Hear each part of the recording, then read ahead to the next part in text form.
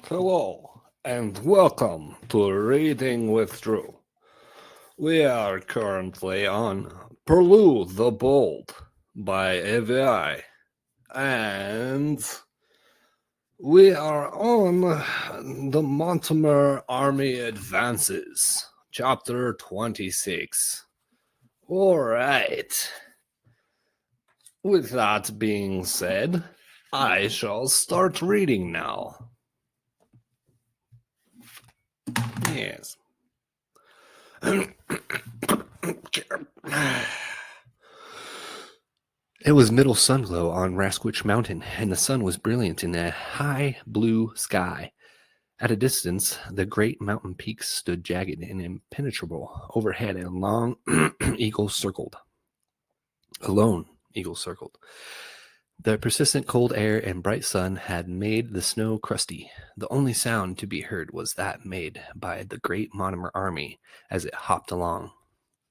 Senyous had organized the warriors into 2 long rows of 50 each. The puffs of their warm breath in the cold air made the army appear like a lumpy caterpillar moving slowly along. Leading the 2 lines was Senyous, dragonfly pike in paw. Before him hopped 2 warriors. One was a scout in charge of following the trail to the Felbart territory. The other, with a pouch over his neck, was map bearer. These 2 also had the hard work of breaking snow for those who followed. Senyous had not ceased fuming. How galling, how humiliating that Berwig had outmaneuvered him. Not only had the Granner forced him to come along, he had tricked him into hopping at the head of the army, the most dangerous spot. The more Senyous thought about it, the more convinced he was that this was not Berwig's thinking. Berwig, he believed, was too stupid for such planning. No, Senyous was sure the scheme had been hatched by Gumpel. As far as Senyous was concerned, the one good thing that resulted from her remaining behind was that Berwig was now helpless. All the more reason, Senyous thought, to get Berwig quickly killed. Once that was achieved, he Senyous, would take care of Gumpel. With both Berwig and Gumpel out of the way, nothing could prevent him from becoming Granter. Just the thought of it made his nose quiver with excitement. Halt! He cried, lifting a paw. The army came to a ragged stop. Map bearer! He shouted. The map bearer hopped hastily back to Senyous and pulled an ear. Show me where we are, Senyous demanded.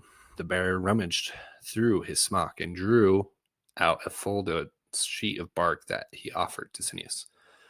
Unfold it, fool, Senyous said. The warrior complied. Good.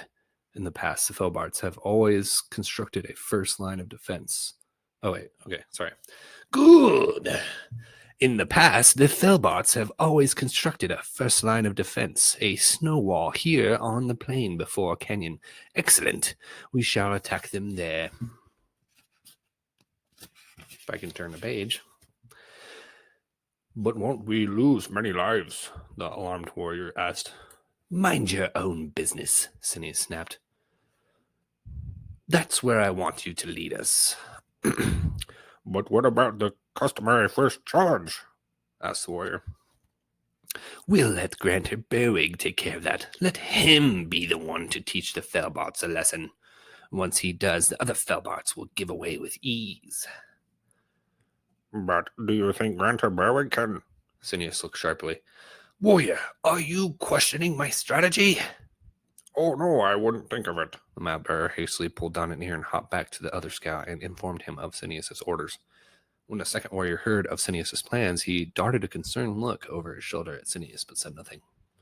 Senyous lifted the dragonfly wing pike. Move on, he cried. Once again, the army hopped toward Felbart territory. At the rear of the lines, 10 warriors dragged the sledge that carried the army's provisions. Perched atop the sledge, bundled in 2 smocks as well as extra furs, was Berwig. 2 warriors hopped by his side. Their job was to help the Granter whenever he slipped and fell, which he did with some frequency.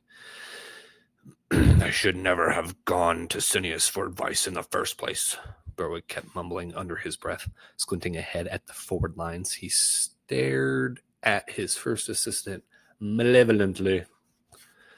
"Shifty know-it-all," he mumbled. "As if I needed him.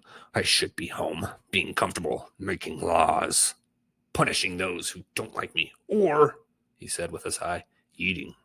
And I will too," he told himself, "as soon as I get rid of Senyous." He scratched and tried to think of a plan. It had to be a clever one. Senyous was no fool. Berwig turned to one of the warriors assisting him. "What kind of fighters are those Felbarts, anyway?" The warrior pulled an ear. "With all due respect, Granter, they can fight pretty well." "Do they go about fighting in any particular way?" Berwig demanded. "They don't use pikes, Granter. They use clubs and teeth. Then there's the usual opening challenge," the warrior explained. Berwig looked about. "Challenge? What challenge?" "It's the custom, Granter. When armies meet, they offer a challenge. Or we do. It's one of our warriors against one of theirs." "Is that so?" "If we beat them in the challenge, they might just give up. I've seen it happen." "I see," mused Berwig, scratching himself nervously. "And what happens if they beat us?" "Pretty much the same. We might as well hop home." Berwig, seeing an opportunity, began to scheme furiously. If he could fix it so that Senyous was the one to answer the challenge. Ooh, the thought of Senyous attempting to defend himself with a pike made Berwig snort. He had little doubt Senyous would be killed instantly. Well, perfect. He'd be rid of Senyous and could make an honorable retreat. Exactly what he wanted. "Here you," Berwig called to one of his aides. "Go on up ahead and tell Senyous that when we get close to the Felbart borders, we're to make camp for the night." "Yes, Granter." "And tell him to make sure I get a good meal. I'm hungry." All right. That was fun. Man, these chapters are short. But hey, that's a good thing because people's attention spans are short. So, yeah, that was 26. They're moving forward. I guess there's some sort of beginning challenge before fighting, which tends to, happen in most army kind of type wars and stuff, where they kind of say some stuff before battle. "You suck. No, you suck. Ah!" Okay. And so yeah, Berwig's gonna try to get Senyous to be the challenger, but little does Berwig know that Senyous is a master combatant for how old he is. So I'm wondering if he fights and just wins, and then what?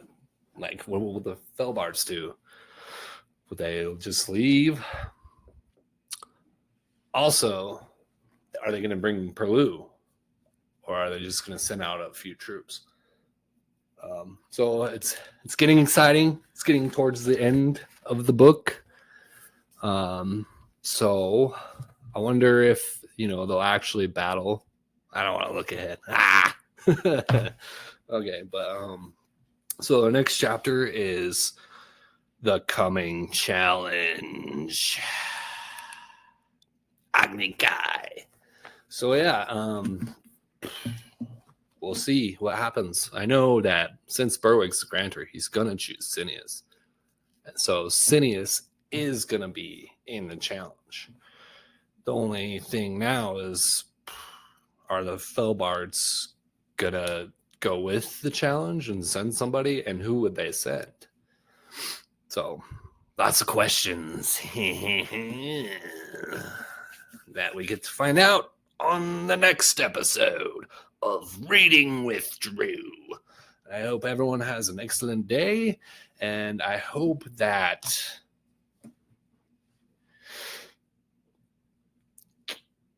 you're doing good. It's a crazy world we live in.